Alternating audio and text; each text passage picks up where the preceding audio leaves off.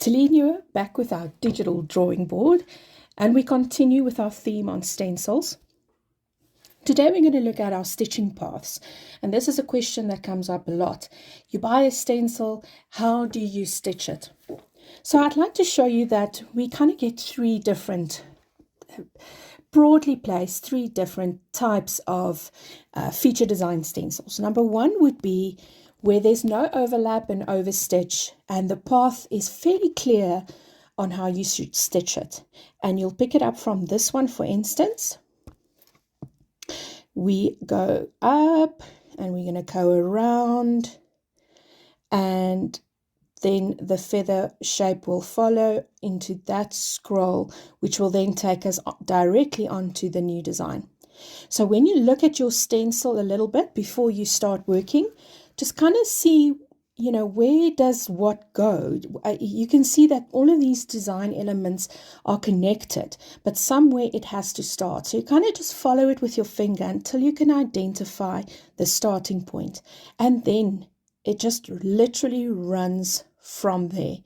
And you just kind of need to keep your eye on the shape, more or less stitching on the line. Remember, the lines are going to be away when you're done, or go away. And no one will know that you had design lines. So if you miss a line, it doesn't matter. It's just guidelines. Okay, so this type of stencil, they're great mostly for all over designs. That's what they come in. It will be a continuous line design. In other words, there's no stops and starts required.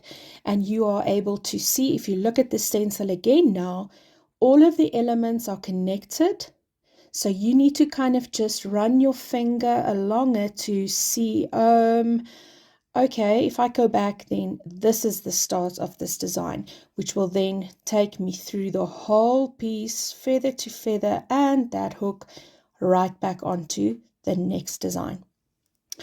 Okay.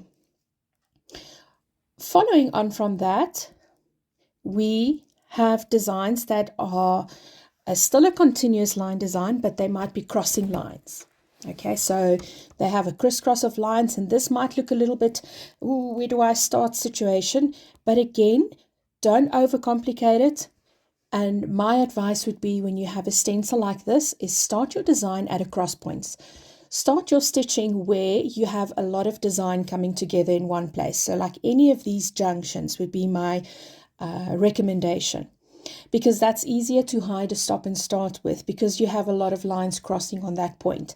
I will never start like in the middle of a curve or here on this straight line, because that will be such an obvious stop and start when you have thread build up doing your small stitches. So always look for a cross point, any of these cross sections, or alternatively, if you don't have many of those, right on the tip of a sharp point is always a good way to start. And then just run your finger through the design and let's see what makes sense.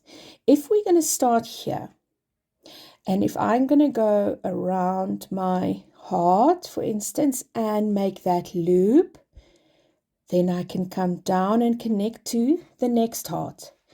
And if I continue with the loop, it doesn't matter in which order you do it, whether you do the loop first or the heart, it doesn't matter.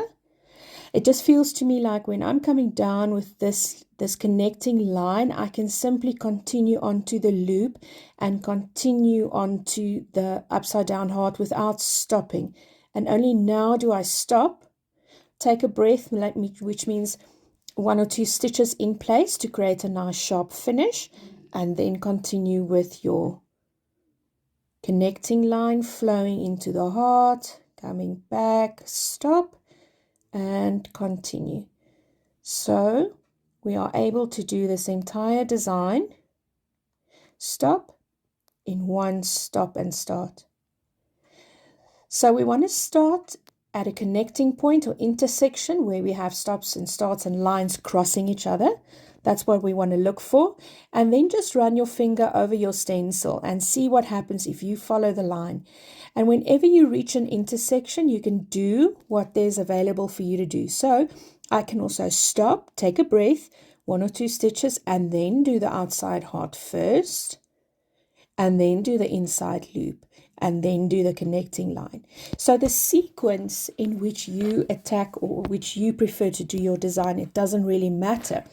We just want to be able to have all of the lines stitched by the time you leave that shape. Okay, so that's the intermediate way, I would say. And then if we look at it in that light, in levels, then we're going to go to a little bit more advanced level design. This is a design that might require you to do some overstitching. Or if you don't like the overstitching, it might require you to do stops and starts. So again, look for a junction point, look for where several lines come together. And I would probably start there. And let's see what happens. You'll only know if you do a dry run. So you can either run your finger over the stencil or place a piece of plastic over your stencil, and with your dry white pencil or dry white pen, your wipeable whiteboard marker pen, one that wipes off, and then draw on top of the plastic on top of your stencil to figure out your path. If I'm going to start there, for instance, I think I might be doing this shape. And this is where I'll have overstitching. See this section of the line? And that is totally fine, you know, that we are allowed to travel. So I'm back there. Then I think I would actually continue around here and finish off this part of the design. Right back to the end. Now you'll have two options. You can either now start, and I think let me change let me change my pen color so that we can see the difference on the two sides. If I'm going to go on the left hand side and I'm going to do the feathers first, and then I'll change color and we're going to do the right hand side, but where I do the spine first. Let's see what the difference in the looks would be. So I ended here, and now I'm going to do my feather. So I can travel around here, and I'm going to follow the bump back method. For me, that's an easier, neater way to do a feather. So I'm going to do my first full feather right down to the end. Travel on the line, over, bump, back. Over, bump, come back. Travel on that spine, over, bump, and back. And now what's left, you see that the formation of the feathers and how you stitched it already created that spine line. So when I ended here, I now only have to continue up and do my spine down. Okay. If I were to do the spine first, I start here. Let's say I stitch my spine first, and then I come back down. Do you see that the spine is open at the bottom here? So it kind of forces me to go this way first and stitch out both spines first of all. And then I'm going to come back and I'm going to do my feathers, which means I'm going to have a lot of overstitching on this spine area. And that's going to become fat and built up.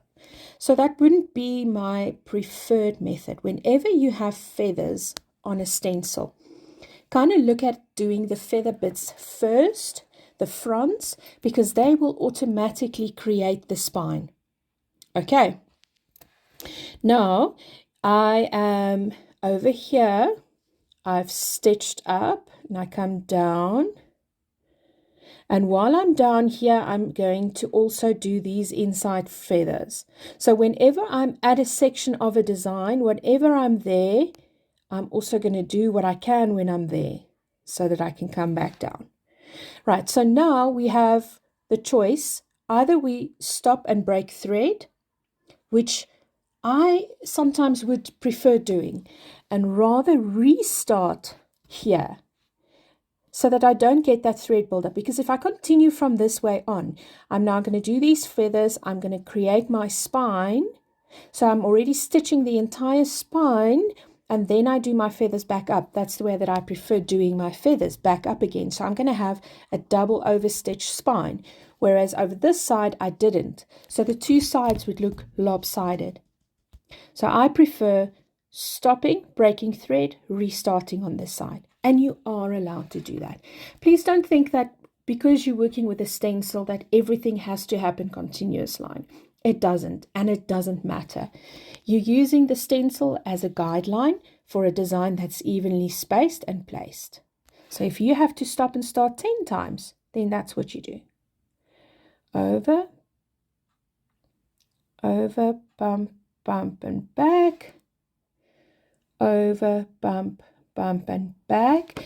And now we need to look out because we have this section of the design to do. So whenever I get there, I do the design, and in this instance, it would look neater and more balanced if I stitch right back onto that line and continue coming down and doing these two feathers as well. Right, so now the only thing I have left is the cross hatching in the center.